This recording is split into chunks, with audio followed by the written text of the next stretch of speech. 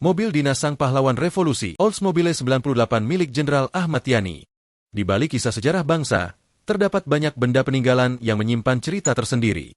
Salah satunya adalah mobil dinas milik Menteri Panglima Angkatan Darat, Menpangat, Jenderal Ahmad Yani.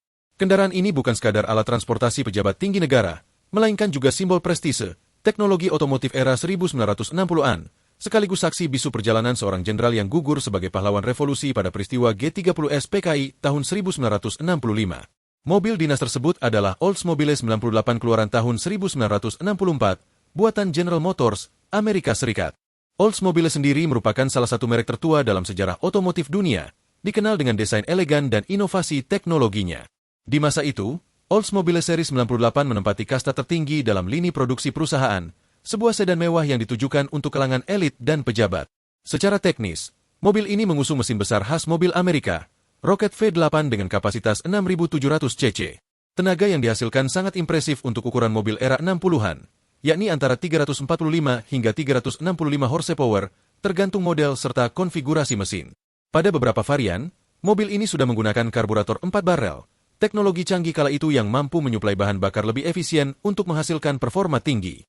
Tenaga besar mesin itu dipadukan dengan transmisi otomatis 3 percepatan roto-hidramatik. Kehadiran transmisi otomatis pada era 60-an adalah sebuah kemewahan, mengingat sebagian besar mobil di Indonesia kala itu masih menggunakan transmisi manual. Dengan kombinasi mesin dan transmisi ini, Oldsmobile 98 menawarkan kenyamanan sekaligus performa yang tangguh, cocok untuk digunakan sebagai mobil dinas pejabat penting.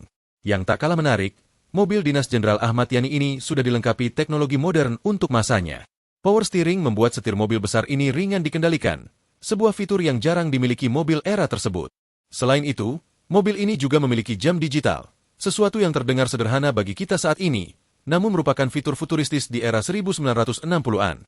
Tak heran jika Oldsmobile 98 sering disebut sebagai mobil masa depan pada zamannya.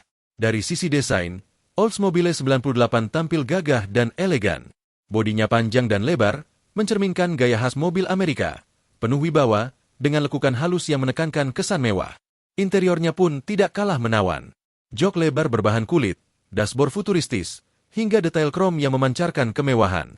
Semua ini dirancang untuk memberikan kenyamanan maksimal, baik bagi pengemudi maupun penumpang.